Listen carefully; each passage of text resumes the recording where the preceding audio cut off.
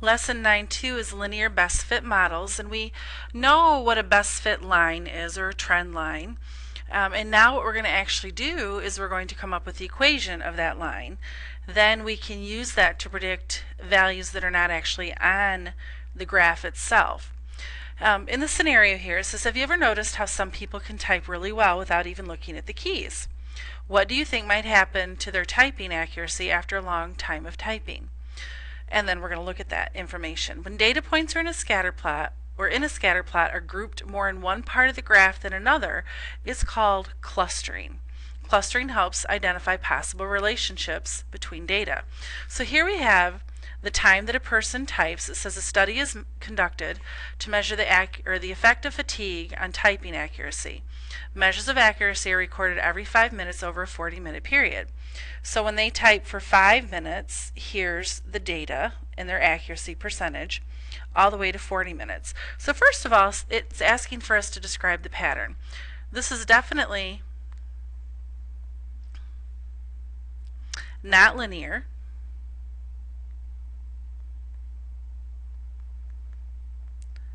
It's more of a curved pattern. So this is a curved pattern. This is identify any clustering. Remember, clustering is when scatter plots are grouped more, or the plots are grouped more in one part of the graph than another. So we do have some clustering right here. I would say we also have some clustering right in here at the 40 level. So I would say there's clustering at 15 minutes and at 40 minutes, because they're grouped a little more together right in there. Identify any possible outliers. Well, here's an outlier. There's an outlier at 25 minutes and 15% accuracy. All right, let's keep going. Maybe. So we're going to assess the line of best fit. It says compare the given scatter plots of data and their lines of best fit. Tell which model better fits the data. Explain your answer. So here we have graph A and graph B, and both scatter plots do show a negative correlation, but it's asking which graph has a better linear relationship and why. Well, if we look at this, which of these two scatter plots tend to be closer to the line, A or B? And it would actually be graph A. Graph A, the scatter plot is closer to the line, therefore making it more linear. All right, now what we're going to do is we are going to find the equation in slope-intercept form, so yep, that form's not going away, for the line of best fit, and tell what the slope and the intercepts represent in terms of the data. Give the slope and intercept to the nearest integer, so they don't want us to have a fractional answer, they want us to go ahead and round it. Remember, slope-intercept form is y equals mx plus b, and we need first to get 2 points. And this is very important. Your 2 points must come from the line. From the line. We're not just picking 2 of our points from our scatter plot. They have to be 2 points on the line. They don't even have to be points from the scatter plot. So what I'm going to do is I'm going to pick this point right here. I have 0, 1000. And I'm going to pick another point that appears to be right on the line. So this point right here appears to be on the line, and that looks like it's 5, 2000. It did just so happen to also be one of the points it looks like from the data, but it doesn't have to be a data point. So that's the first thing we're going to do. The second thing we do is find the slope. So recall, finding the slope is the change in y over the change in x. So I'm going to go ahead and do 2000 minus 1000, there's my y, and 5 minus 0, there's my x. So this gives me 1000 over 5, which is actually a slope of 200. My slope is 200. The third thing I need to do is find the y-intercept. If the y-intercept is given to me, then I'm going to go ahead and use it. I'm not always going to end up choosing the y-intercept as part of my line because sometimes it's not as easy to figure out what it is, and you'll see that in a few minutes. But here I'm going to go ahead and use my y-intercept as 1,000 because why do more work if I don't have to? Then I'm going to put it up here because I don't have any room. I'm going to write the equation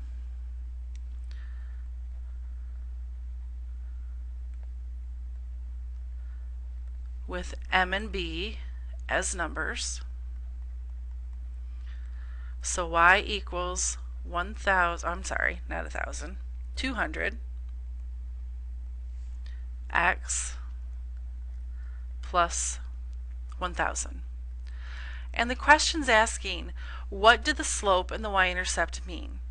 So the slope means that as vacation days increase by 1,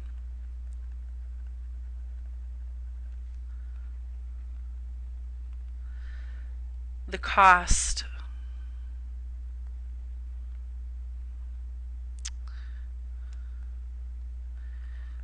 increases by $200. That's what the slope means. And then the y-intercept, and please try to organize yours a little bit better. I just don't have enough room on my paper. So the y-intercept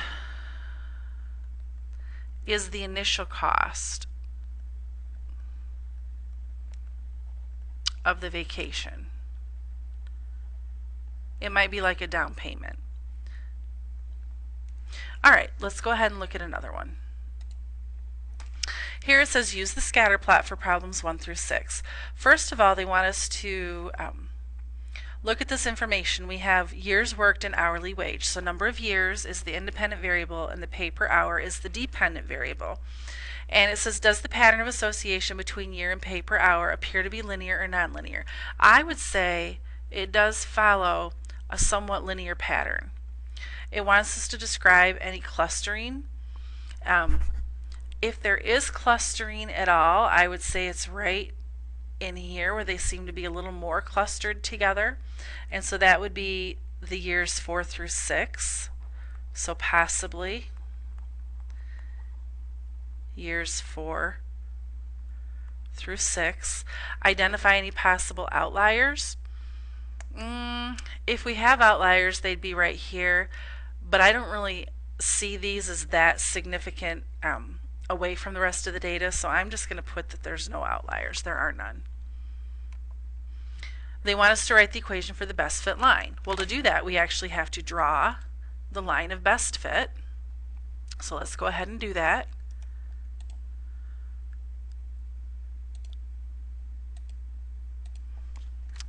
And I'll go ahead and start it right around in here.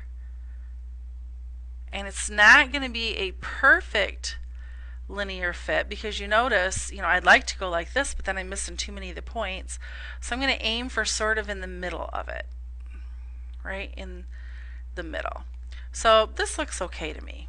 So go ahead and make sure that you draw yours approximately like that. So the first thing I need to do is I need to pick 2 points. And I'm going to pick this point right here. It's not on the graph, but it's easy point to pick off, it looks like. And I'm going to pick this point right here because those are on the line. So I'm picking the point 1,8 and the point 814. And again, that's because those happen to fall right on my line and they're easy for me to see. So now I need to go ahead and find the slope. So my change in y over my change in x is 14 minus 8 and then 8 minus 1. That gives me 6 over 7. So it's approximately 1. We're going to go ahead and just round this to the nearest integer. So it's approximately 1. And now I need to find my y-intercept. So to find my y-intercept, I need to remember, choose a point, for x and y, and then use m. So I'm going to choose this first point, and my y is 8 equals m is 1, x is 1, plus b. So 8 equals 1 plus b, subtract the 1, and b equals 7. So my equation is y equals 1x plus 7. Y equals 1x plus 7. What does the slope mean? It means as the years, always the independent variable, increase by 1, the pay per hour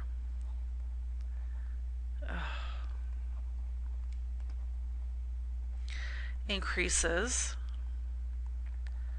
by, in this case the slope is 1, so by $1 per hour.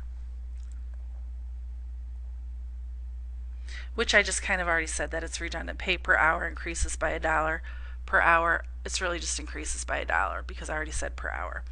What does the y-intercept mean? When the job is started,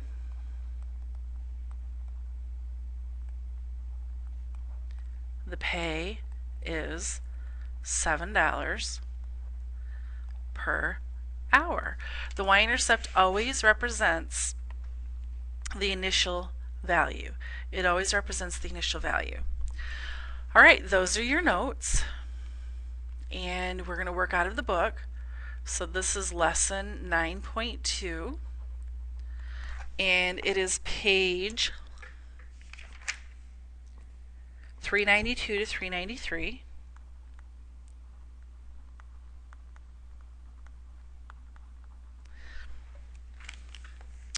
Problems 1 through 20.